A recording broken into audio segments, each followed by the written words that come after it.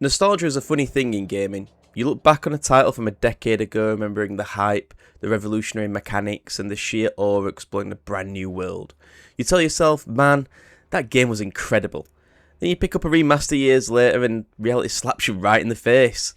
Today we're taking a deep dive retrospective into Assassin's Creed 3 Remastered.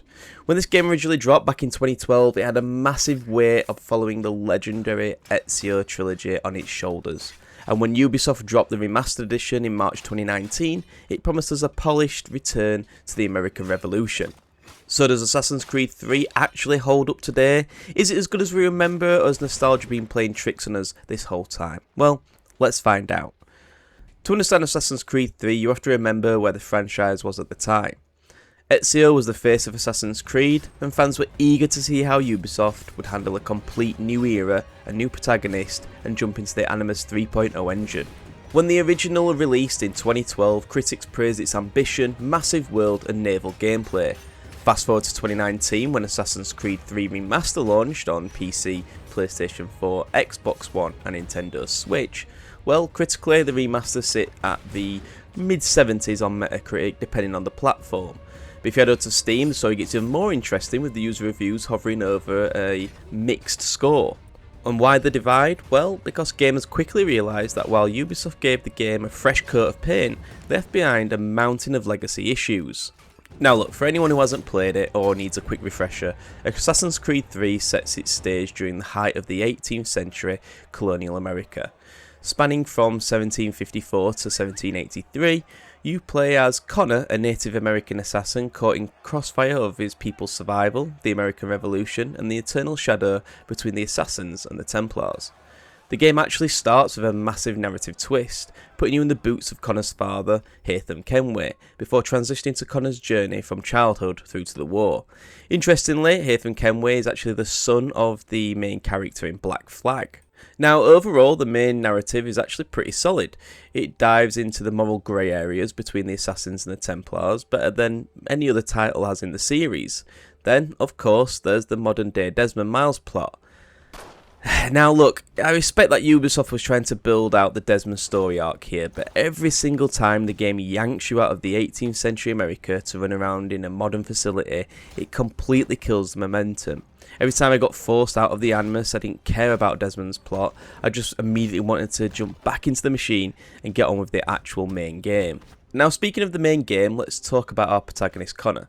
Coming directly off the charisma train that was Ezio, Connor is, well, a bit dull.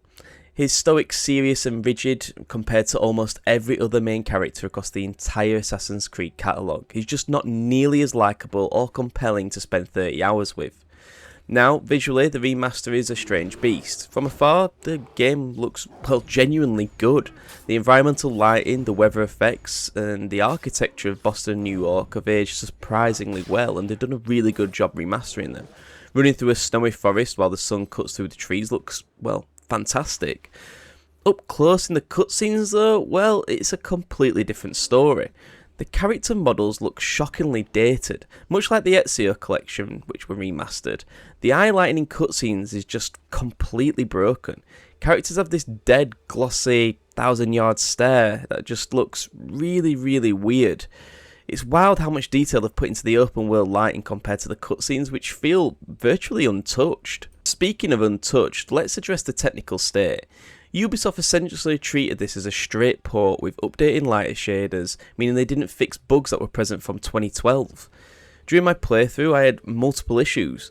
Cutscenes completely desyncing from the subtitles, an encounter with a bear where its roar glitched into an infinite loop, blasting through my headset until I basically had to restart the game, and a cutscene that triggered as literal just pure black screen with a bit of audio in the background. I couldn't see anything that was going on. Adding the surprisingly long loading screens, which feel way too sluggish for a remastered older title, it really sours the presentation. And when it comes to the core gameplay, Assassin's Creed 3 had some fantastic mechanics that laid the groundwork for the future of the series. The movement upgrades, specifically being able to fluidly parkour through tree lines and natural environments, felt revolutionary at the time, and it's still great to do that today.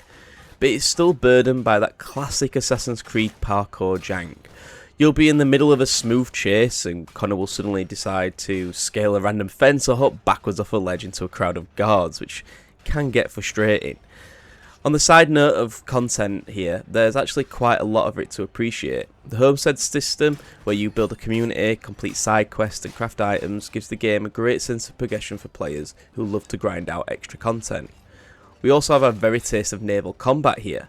It's okay, it's definitely not Black Flag, a game that I still need to properly get round to playing given how universally praised it is. But as a prototype for what naval gameplay would become, it's a fun diversion and a great addition. But that brings me to the elephant in the room. If there's one thing that shattered my nostalgia into a million pieces, it's Sequence 12, Chase Charles Lee. I cannot adequately describe into words how agonisingly awful this mission is. I played Assassin's Creed 3 when it first came out. I remember hating this sequence back then. I thought to myself, well, look, I'm older now, I'm better at video games, and surely I was just overreacting as a kid. Well, no, it is still hands down one of the worst designed missions in the history of the entire franchise, if not gaming as a whole. The pathing is just completely unintuitive. The timing windows are ruthless, fire hitboxes are ridiculous, and the game does a terrible job of communicating where you're supposed to go. I literally had to look up a YouTube walkthrough video just to finish this mission. It just ruined my playthrough as a kid, and playing it again today brought back all that rage to the surface, and I just hated it all again. It really left a sour note when playing this. And now look, I'm sure many people from America that played this game probably actually love it, playing like an old version of America and seeing it back then. Me personally, I actually think it's one of the weaker games in terms of map design. I know they're trying to stay true to it, but it just felt a little bit empty. There's a lot of areas where it's just kind of dead space, and some Assassin's Creed games do fall guilty for this, but when I look back at the ones based in Italy, France, them ones are really, really good. They felt a lot lively as a city, whereas the ones here, they just seem a little bit dead. Granted, New York is probably the best area to explore, but like I say, there's just a lot of dead space, which I understand because it's meant to be Native America, quite a lot of it, but yeah, it didn't feel the best to explore in my opinion, especially when you've got some of the worst horse mechanics in any game possible. It's just becomes a bit of a nightmare to traverse that kind of scenery and landscape. But look, overall, where does Assassin's Creed 3 Remastered land after all these years? Well, as an Assassin's Creed game overall, it's actually not that bad. The narrative holds up, and the world is pretty much atmospheric, and the combat additions were solid, and the side content offers plenty meat on the bone to go back and play it again. However, as a remaster itself, it's pretty much a massive disappointment for me. Between the broken cutscene lighting and the unpatched decade-old bugs, slow load times and atrocious individual mission designs that should have been rebalanced years ago, this feels like a lazy cash grab rather than a definitive edition. Nostalgia definitely blinded me into just how rough around the edges this game truly was, and well, still is.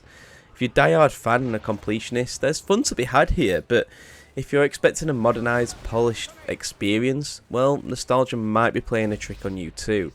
But look, what about you guys? Did you play Assassin's Creed 3 Remastered? Have you played it recently? Did it hold up for you? And certainly, did that Charles Lee mission break you into a million pieces? Well, let me know in the comments below. If you enjoyed this deep dive retrospective, hit that like button and subscribe for more videos like this.